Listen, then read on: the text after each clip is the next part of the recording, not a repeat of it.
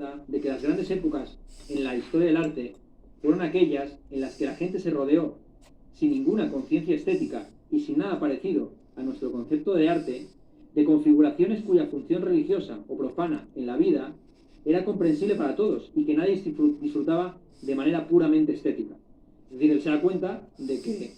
los periodos, como ha dicho, de mayor emergencia artística son aquellos que no tenían este fetichismo, este filisteísmo,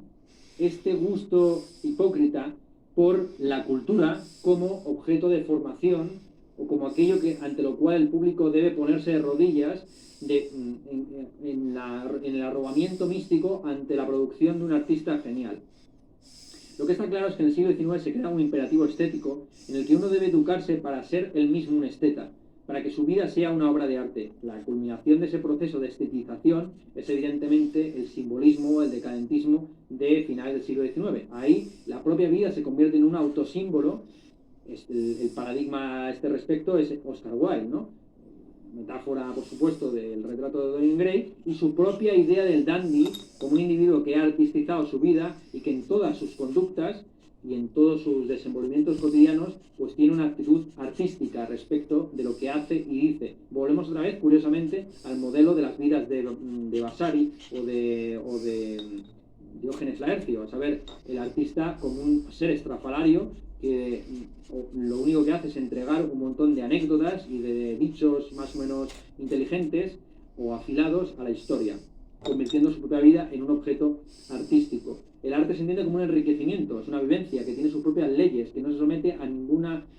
jurisdicción externa. El arte es autónomo, es un arte dedicado a sí mismo, un arte para el arte que no tiene ninguna vocación ya ni siquiera moral frente a la idea de Schiller. Por eso yo creo que Gadamer se equivoca al echarle la culpa a Schiller.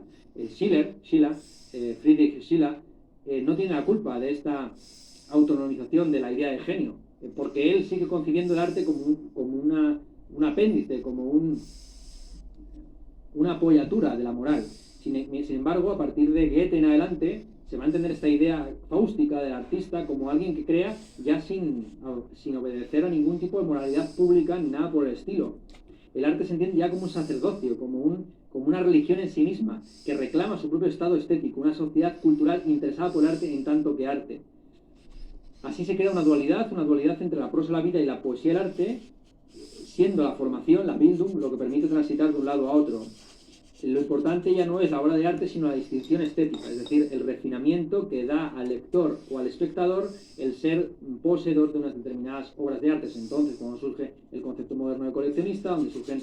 una serie de instituciones, pues como el museo, como las enciclopedias, que ya preexistían, ¿no? Por supuesto, la enciclopedia del siglo XIX, del siglo XVIII, pero no tenía esa función, digamos, de recopilación de todo lo que se puede saber, sino, bueno, en realidad sí, pero digamos, la principal institución artística a ese respecto son los museos, que toman las viejas colecciones y las pretenden totalizar en una especie de catálogo de todo lo que puede verse y todo lo que merece la pena ser visto. Es interesante además cómo esta idea de distinción cultural y estética, que tiene una clara función social, a este respecto véase La distinción, el libro de Pierre Bourdieu, donde se analiza cómo los gustos estéticos están cruzados con el origen de clase de tal forma que no es baladí que normalmente el arte de vanguardia sea interesante o apreciado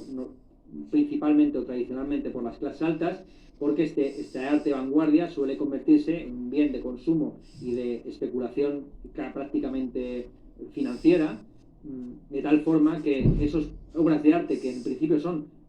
arte puro, arte por el arte mismo, al final se convierten en un pretexto puramente mercantil para la revalorización del capital. No obstante, hay que reconocer, hay que recordar que la mucha vanguardia del siglo XX pretendía ser una vanguardia no dirigida a esas clases altas o medias, sino al proletariado, con ese problema de que al final el proletariado o la clase baja media siempre ha tenido una vinculación con lo que se consideraba realista en su época. Esto es interesante, es importante subrayar la dimensión temporal. Por ejemplo, a día de hoy, el realismo, el canon realista en el siglo XXI ya no es un canon